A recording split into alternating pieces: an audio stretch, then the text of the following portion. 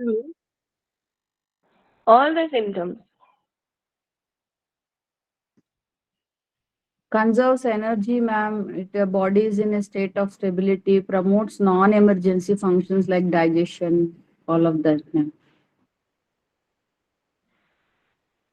When you are talking about sympathetic activation, you are telling that breathing rate and heart rate will increase. So also tell when you are telling about parasympathetic activation, breathing rate and heart rate will decrease. Okay, ma'am. Okay, all the opposite situations.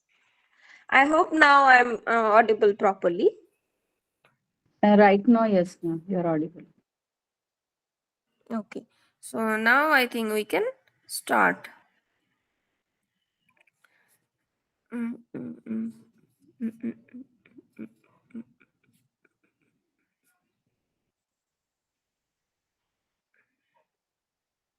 Yes. So till where we have covered yesterday?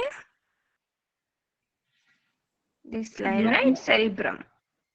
yes, ma'am. Yes? We'll start from functional cortex of cerebrum. Yes. So functional cortex of cerebrum.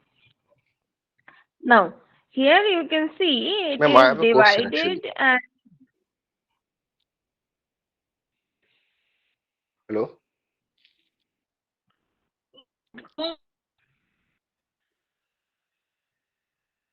yes, yes, go on.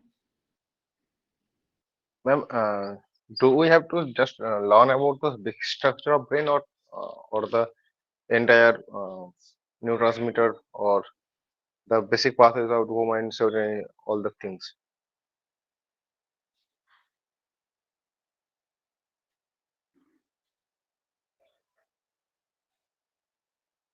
Hello, ma'am. Repeat yourself.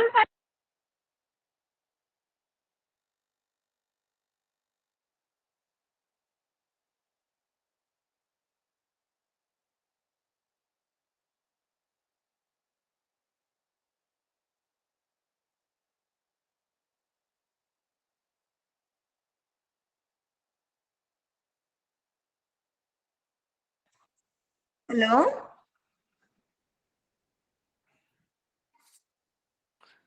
Oh,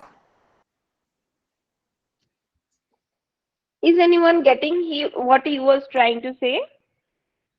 Can you please repeat? No, no, ma'am. Okay. Am I Saikat, audible? can you type it out? Can you type it out, please? Yes, I did it.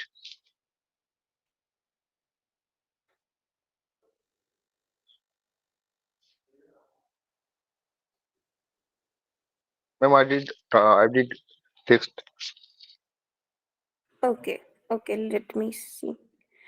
Do we have to learn the basic structure about brain or pathways of neurotransmission? What you have in your syllabus is nervous system, and it is not in detail that what the particular things you need to know. The thing is, you should know basics of nervous system. So, what you are telling about neurotransmission, neurotransmission includes so many things. We will just know about the basics, what everybody should know about. Either Okay, you ma'am. are from either you are from any background. Ma'am, Do plain, not, I am also, my background is humanities actually. I'm not no from problem, science. no problem.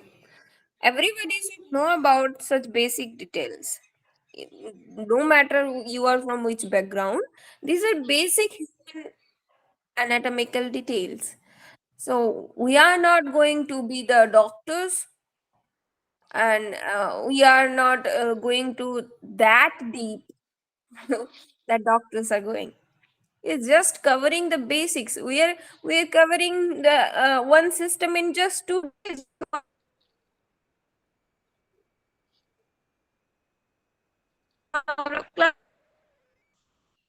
Isn't it so?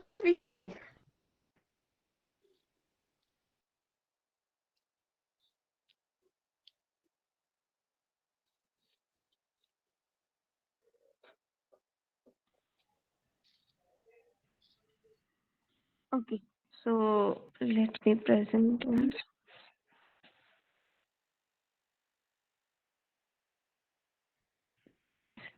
I hope you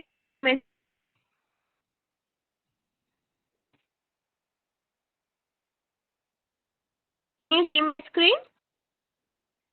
You're not audible, ma'am. You're not audible. In between, Hello. you're breaking, and the screen also not visible, ma'am.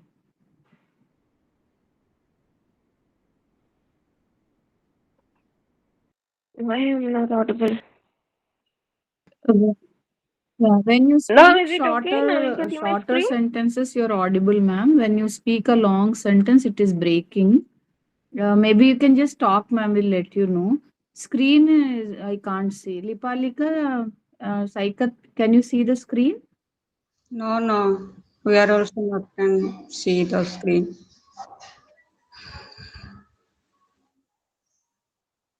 It is also same to me.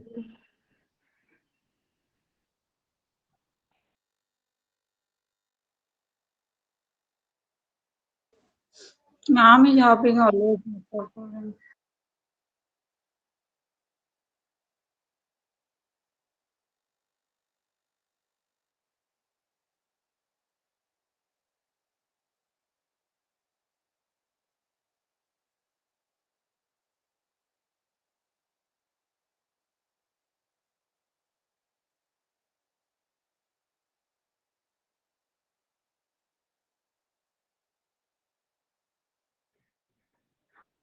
Now can you see my screen? Yes, ma'am. Yes, ma'am. Yes, ma'am. So we will start today from functional areas of cortex. So here you can see it is well depicted by colors. So you now need to remember these all areas where it is located actually, but see the picture, it will make a scenario on your brain. So let's go through the slide that what are the functions of cerebral cortex and how and where it is doing the function means the in the front brain you can see here in this picture. In the front brain, this is the area where anterior speech area is located. Okay, this is the front brain, frontal lobe.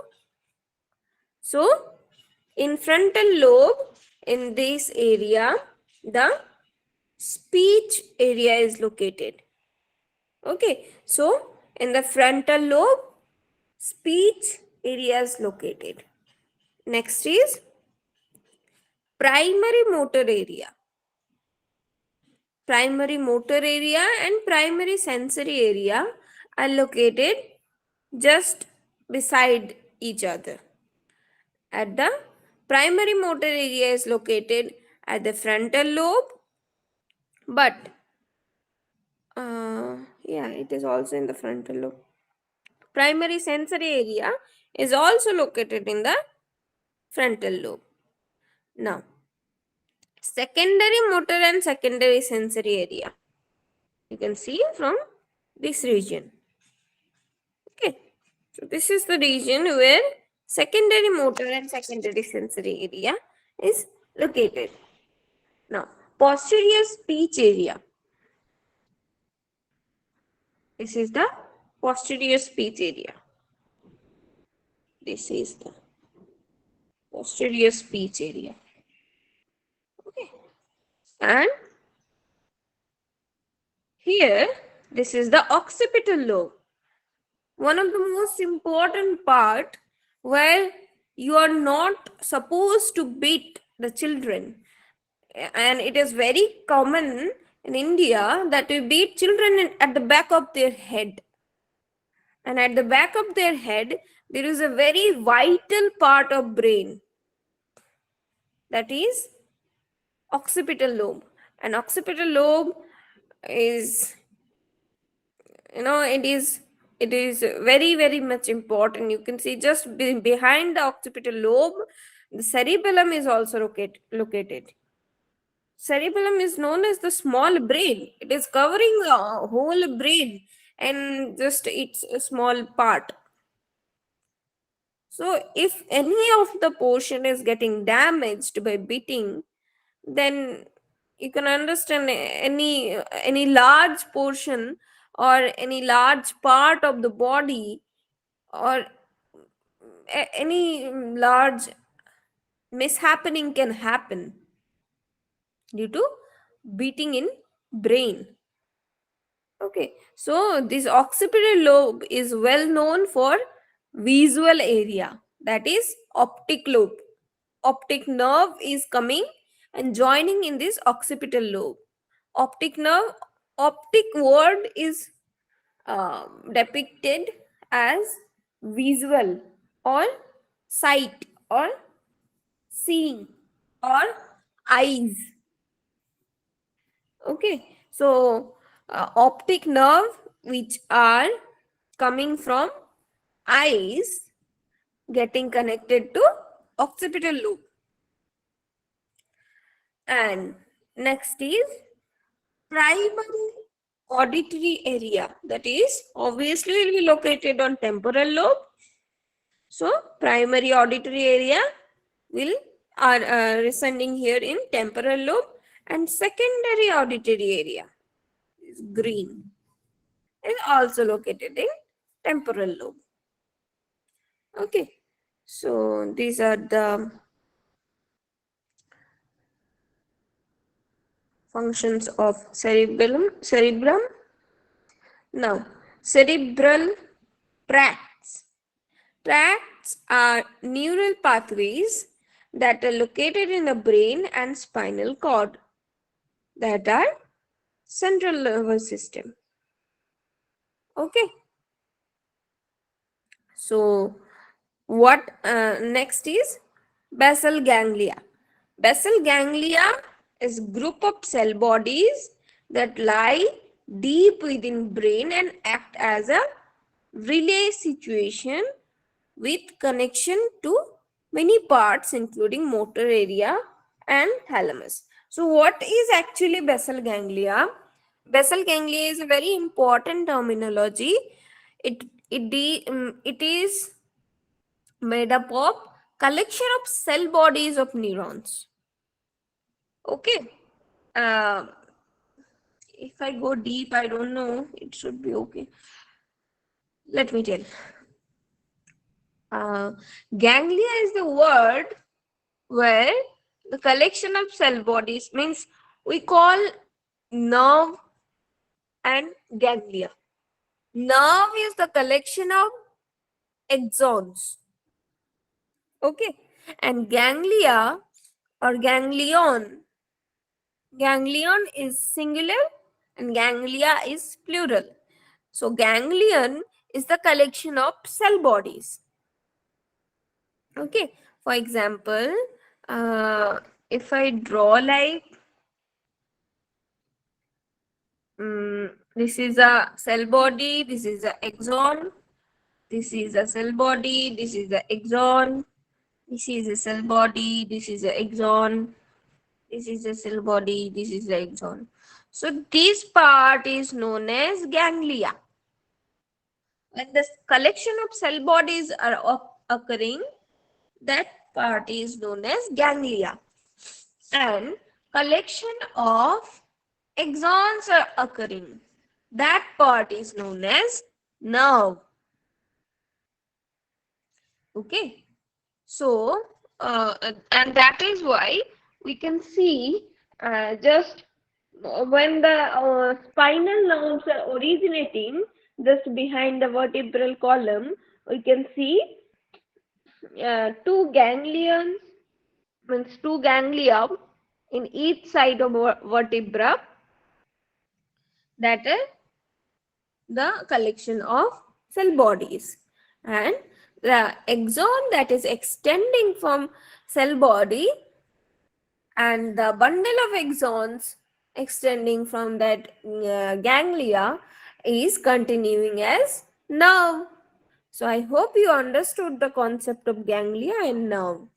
So what we are talking about here is Basal ganglia.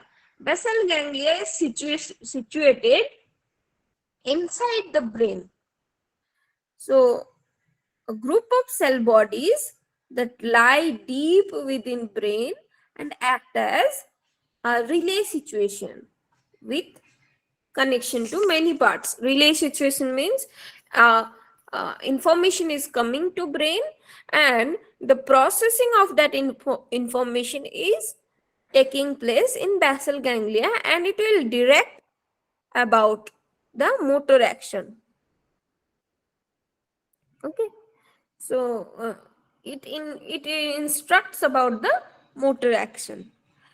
Now, functions of basal ganglia are fine control of complex movements, coordinated activities like posture and walking. So, the fine control of complex movements are taking care from basal ganglia. Next is function of cerebral cortex. Higher order functions like mental activities like memory, reasoning, thinking, decision making, learning, these higher order functions are done in cerebral cortex area. We have just seen in the above picture, like in this picture, how important the cerebral cortex is. Now, next things are also added here, that mental activities like memory, reasoning, thinking, decision making, and learning, these things also takes place in cerebral cortex only. And sensory perceptions like pain, temperature, touch, sight we all know that occipital lobe is responsible for sight, that is connecting optic nerve to eyes. Hearing is uh, related to temporal lobe, right?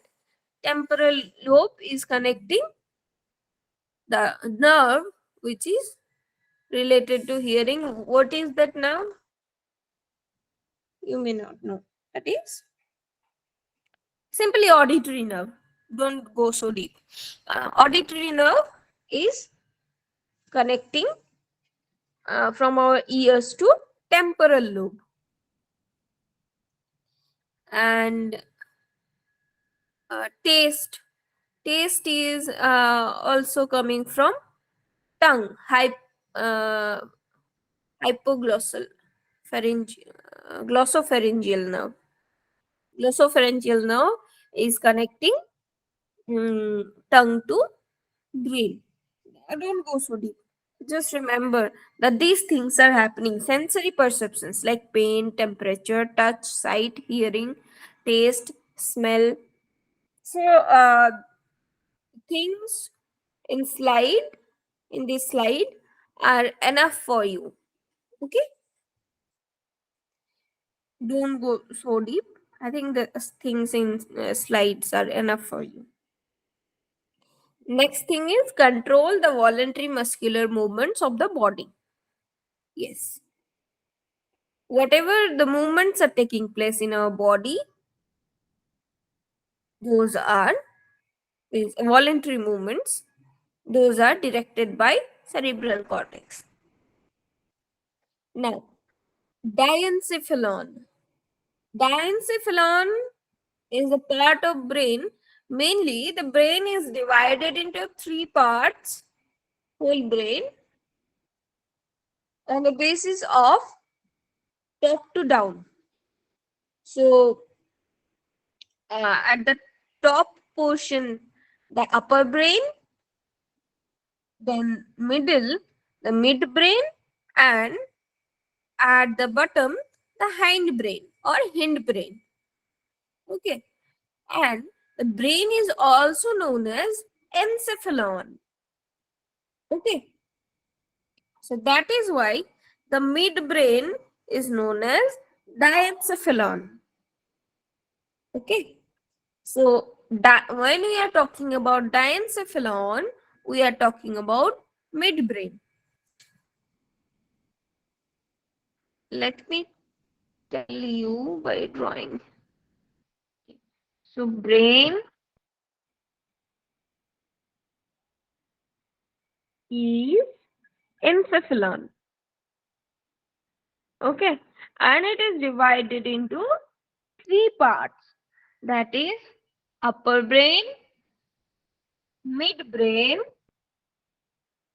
and hindbrain or hindbrain. Okay. Now, when we are talking about diencephalon, then we are talking about midbrain. So, what midbrain is consisting of? Midbrain is consisting of thalamus, hypothalamus, pituitary gland, and pineal body. So, these are the parts of midbrain or diencephalon. So centrally located within the brain, sitting at the top of brain stem above the midbrain and under the cerebrum. So cerebrum is coming on upper brain. Okay, the whole cerebrum is coming on the upper brain, then midbrain.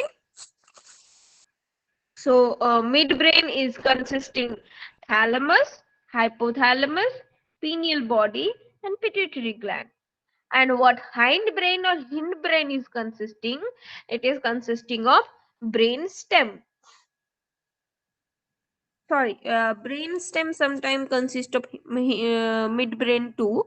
So hindbrain is consisting of cerebellum, pons, and medulla. Okay. So what are the divisions? Upper brain is consisting of cerebrum. Midbrain is consisting of thalamus, hypothalamus, pineal body, and pituitary gland. And this hindbrain or hindbrain is consisting of cerebellum, pons, and medulla. Okay. So, yes, thalamus.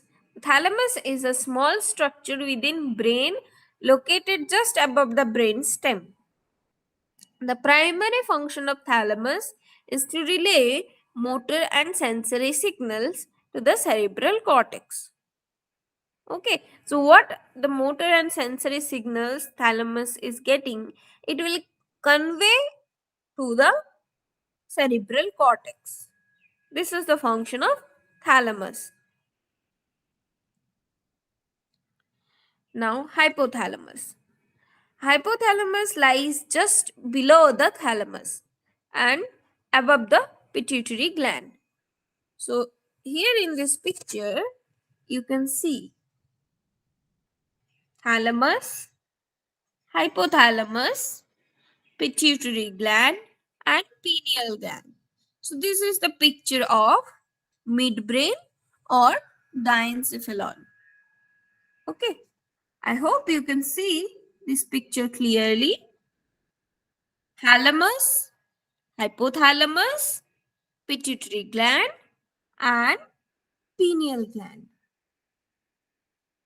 Okay, thalamus is located above the hypothalamus and it convey the motor and sensory signals it is getting to whom?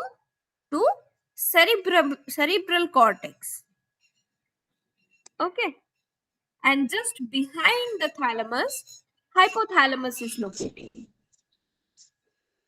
Now, what are the functions of hypothalamus? Appetite and satiety. Means when we are getting hungry and when we are feeling full. When we are getting hungry, we need food. The sensation we get from body and it is sensed in hypothalamus. The hormones are being secreted, that is leptin and I'm forgetting the hormone. Something is like that. Leptin hormone is there for hunger or satiety. Yes. So when we are feeling hungry, and when we are feeling our stomach is full. These feelings and feeling of thirst and water balance, body temperature, emotional reactions, for example, pleasure, fear, sexual behavior, all these feelings are sensed by hypothalamus. Now you can understand how important hypothalamus is. And also, this hypothalamus is regulating pituitary gland we have seen in endocrine system. That is part of endocrine system, but that that is also function of hypothalamus. Am I audible properly? I'm telling very important thing. If I'm not Yes, audible, yes. Audible Yes, properly. yes, ma'am. Yes, ma'am. Now yes, it's very okay. yes. So what we are talking about, hypothalamus. So you can see how many functions are dealt by hypothalamus. Feeling of anger, sorry, feeling of appetite and satiety, thirst, water balance, temperature. Means here you can see homeostasis also. Regulating all the metabolic balance, water balance, body temperature, all the things, including these are the parts of homeostasis. Means balancing the whole body.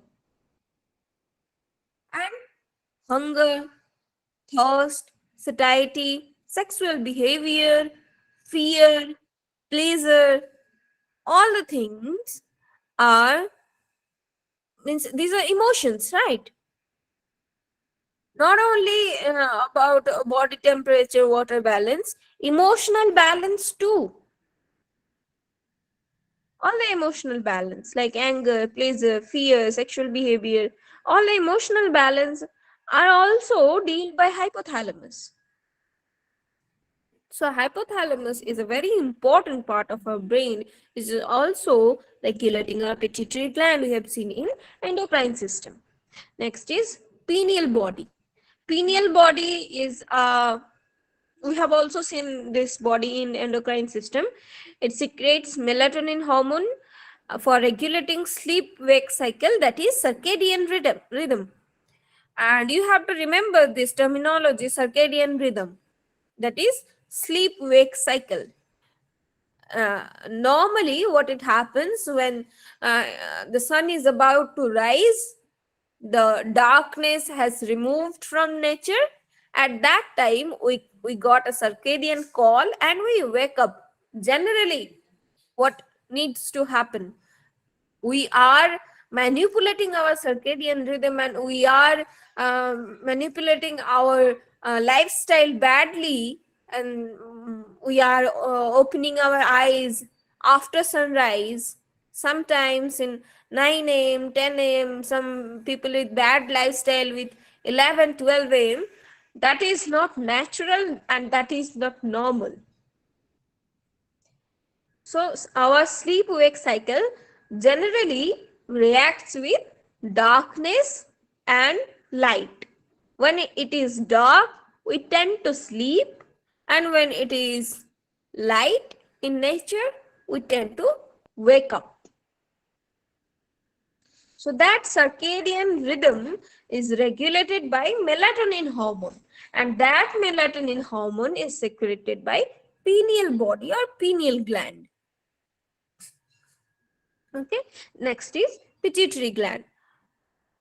So I think you all know pituitary gland well. We have discussed well. The pituitary gland is referred to as the master gland because it monitors and regulates many bodily functions through the hormones, and those hormones are uh, stimulating the glands which are supposed to produce the related hormone. Right, we have already seen in endocrine system, like it is stimulating ovaries to produce estrogen, it is stimulating thyroid gland to produce T3 T4, it is stimulating pancreas to produce insulin, right? So the Pituitary gland is releasing the hormones to stimulate glands. So, thus, the pituitary gland also get the signal when to stop producing the hormones. Means if we need to stop producing T3 and T4, then pituitary gland will not release thyroid stimulating hormone. So when thyroid gland will feel lack of thyroid stimulating hormone, it will not release T3, T4. So this is how the pituitary gland and the other endocrine glands are working. Okay. Next is very important part, brain stem. Okay. Now in this picture you can see what the brain stem is consisting of. Brain stem is consisting of midbrain and the pons medulla. So what midbrain is consisting of? Thalamus, hypothalamus, and pituitary pineal gland is also here. You can see. Then pons and medulla. So it is the bottom part of your brain. Brain stem. I hope you know what stem means, right? Stem is holding the tree. Right? In tree, when we have studied in lower classes about tree, parts of tree, there is a stem of tree that is holding the tree from bottom. Same case, in case of brain, it is holding the brain from bottom. So it is the bottom part of your brain. It looks like a stalk that connects the rest of your brain to spinal cord. So the extension of medulla is the spinal cord, right? So it is the brain stem is connecting brain to spinal cord. So your brain stem sends signal from your brain to rest of your body. It controls many subconscious body functions like respiratory rate, maintain your heart rate, blood pressure, and reflex for vomiting, coughing, sneezing, arousal, consciousness, sleep and wake cycle. All these things are also regulated through brainstem. Okay, so you can understand how much important brainstem is. Reflex from vomiting, coughing, sneezing arousal, consciousness, sleep and wake cycles are also regulated by brainstem.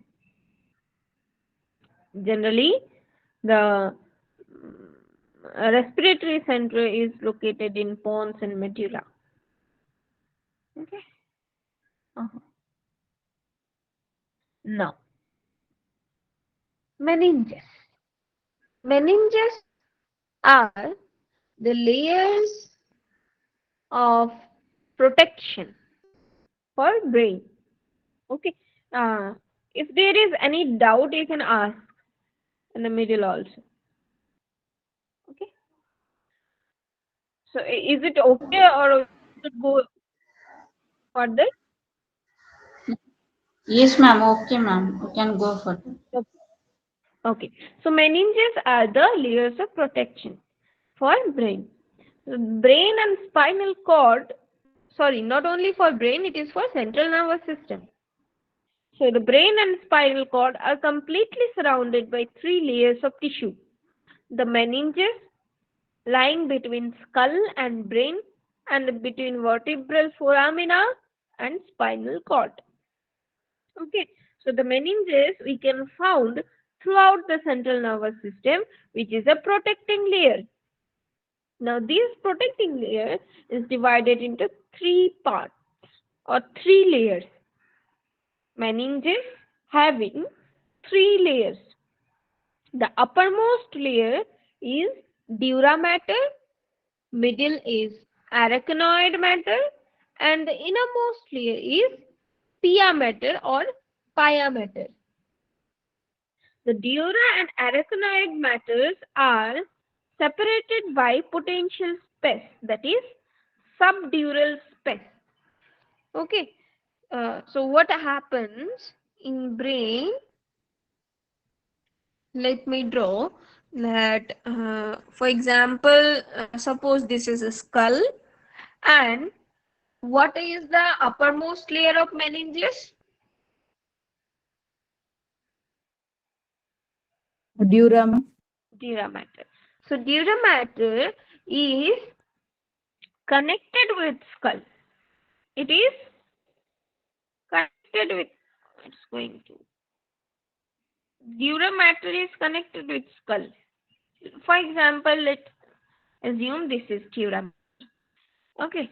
Now, what we are talking about, the dura matter and arachnoid matter. Arachnoid matter is the middle one. So, dura matter and arachnoid matters are separated by potential space.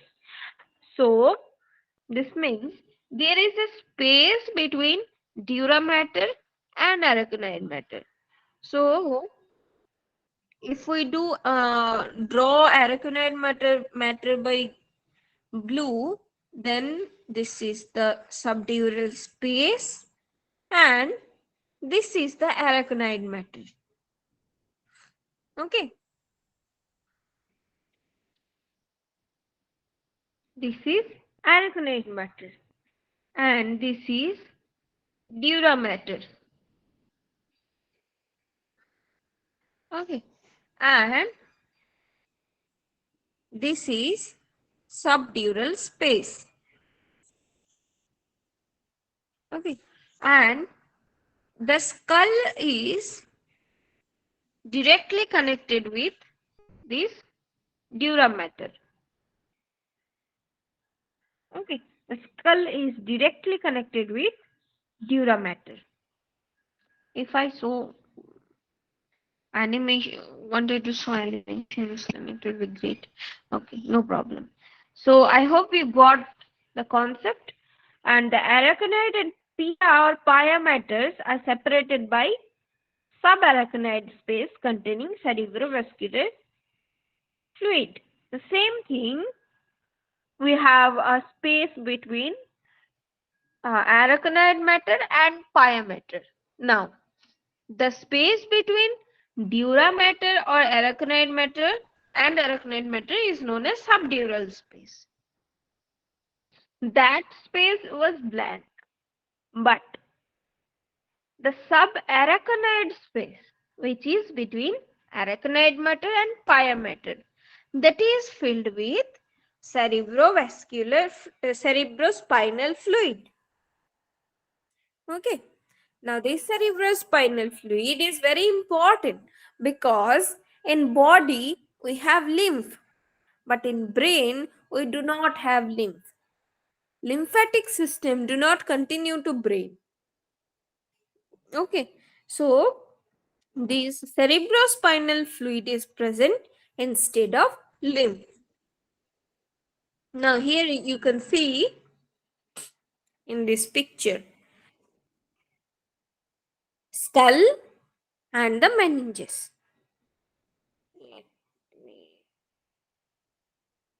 Yes. So these are the meninges. You can see here. These are the meninges. So this portion is skull. Whitish portion is a skull. Then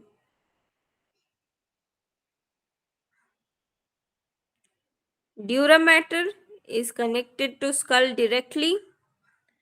Then there is subdura space, which is not shown here. Then next is arachnoid matter, this pinkish layer. Okay, the pinkish layer, that is arachnoid matter, and then subarachnoid space you can see just after the arachnoid matter, and at last the pinkish layer, that is pinkish layer at the bottom, This pinkish layer is pia matter. Okay, so this subarachnoid space is filled with cerebrospinal fluid.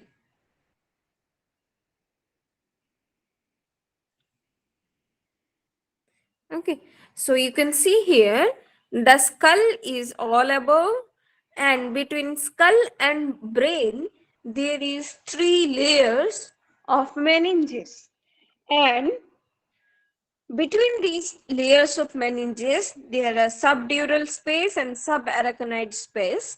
So this subarachnoid space is filled with cerebrospinal fluid.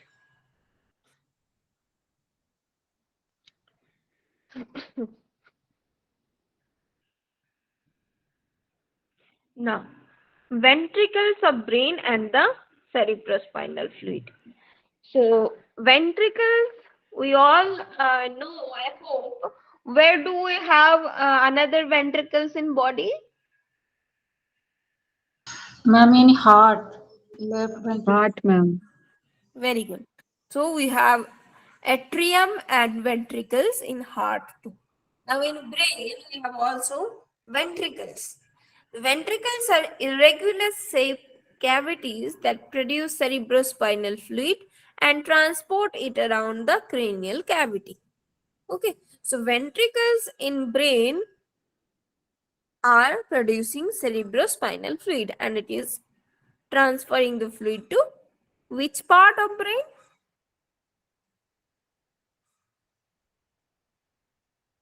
That now only you told, ma'am, to the space between Artinoid space, ma'am. and pia matter in between that. Yes, subarachnoid space. It's totally okay. Okay, so what are ventricles? Ventricles are irregular shaped cavities that produce cerebrospinal fluid. The right and left lateral ventricles below corpus callosum. So you can see ventricles are well colored here. The blue color in this picture you can see is third ventricle, and the green color you can see is fourth ventricle, and it is depicted by red color, that is lateral ventricle. Okay, so these are the ventricles, means they are cavities. Ventricles means they are cavities inside brain, and they are producing cerebrospinal fluid. So there are left and right ventricles just below the corpus callosum. What is the corpus callosum? We have studied yesterday. It is the joint between both left and right, ma'am. बीच में that fissure के नीचे रहता है. Yes, very good. Means you have got the concept. So just below the corpus callosum, right and left ventricle, lateral ventricles are present, and third ventricle is cavity below left ventricle. You can see in this picture too, and left ventricle and between two thalamus. Now fourth ventricle is below third ventricle between cerebellum and pons. You can see in this picture too, just behind the third ventricle, fourth ventricle is present, depicted by green color, and it is between cerebellum and pons. Okay, so these are the cavities in brain which are producing cerebrospinal fluid. Now, what is cerebrospinal fluid? It is produced by choroid plexus located in lining of ventricles. It is produced by choroid plexus located in lining of ventricles. Okay, this is going a more deep. So in lining of ventricles we can find choroid plexus, and these are producing cerebrospinal fluid surrounded by cuboidal epithelial cells. Plasma is filtered from blood by the epithelial cells to produce cerebrospinal fluid. So skip this. Skip the above paragraph. It is going a bit more detail. Just remember the function of cerebrospinal fluid. What are the functions? This is very important part. Functions of cerebrospinal fluid are shock absorber, maintaining uniform pressure, exchange of nutrients, and waste. Okay, so there are some barriers in brain due to which everything in body could not reach to brain. So one of the barrier is cerebrospinal fluid. Okay, means everything we consume or everything our body gets is not our brain gets. There are some barriers because if everything reaches to brain, then it may cause damage in brain, and that is why every drug cannot reach to brain. So some drugs are put directly through injection in the brain. Okay, so what are those barriers? One of those barriers are cerebrospinal fluid, and another barriers are blood brain barriers. So many barriers are there. Okay, so this cerebrospinal fluid is shock absorber, maintaining uniform pressure. Means if any pressure is coming from outside, the cerebrospinal fluid will maintain the pressure. It will try to maintain the pressure that brain could not get harmed by any chance. Then exchange of nutrients and waste. Okay, now cerebellum. So, cerebellum is situated behind pons and below posterior portion of cerebrum. We have already seen in so many slides the location of cerebellum, and it is just below the occipital lobe of cerebrum. It's also known as small brain. So, what are the functions of cerebellum? There are numerous functions of cerebellum. Means we cannot tell that these are the only functions of cerebellum. So some of its functions are coordination of voluntary muscle, movement, posture and balance, visual perception, learning and language processing. Everything is controlled by cerebellum. Everything. You cannot tell that this is not controlled by cerebellum. It is a small brain. Damage to it cause clumsy, uncoordinated movements, inability to carry out smooth, precise movements. Okay, so function of cerebellum is everything. You cannot deny that this is not controlled by cerebellum. Ma'am, can we do it tomorrow, ma'am? We have class at 9 o'clock again. Okay, no problem. Oh, it's 8-7. Okay. Ma'am, So I have a question not related to the anatomy, but when please. we learned the yoga teacher training, they used to tell that inversion works on the cerebrospinal fluid. So when you say the brain restricts good things also sometimes coming into it, the inversions help to kind of drainage, ma'am, the whatever not okay in the upper head.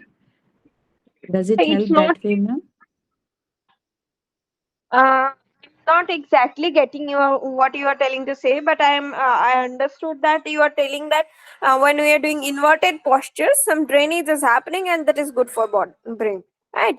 Yes, it is because No. when we are standing all the day and we are not getting inverted, so the blood is not reaching to the brain in adequate amount. It is reaching, but when we are easing the process, we are trying to ease the process by inversion, then it will go more easily to brain, and it will make more quick functions, or you if you get to know that our brain always need oxygen and glucose. So if we are easing the process to get that, and we are providing sufficient amount of oxygen and glucose to brain, then it will work more sufficiently, more efficiently, right? Yeah, yeah, makes sense, ma'am. Yes, yes. Ma'am, another request, ma'am. Yes. It is better if you stop the recording and then exit, ma'am. Some people are not exiting. Then the recording is going on for another 20 minutes, ma'am. Oh, okay. Before the prayer also, you can stop, ma'am, actually. Actually, I put my laptop shut, because if I keep my laptop on, then it will cause more disturbance in network. That is why in through phone I cannot stop recording.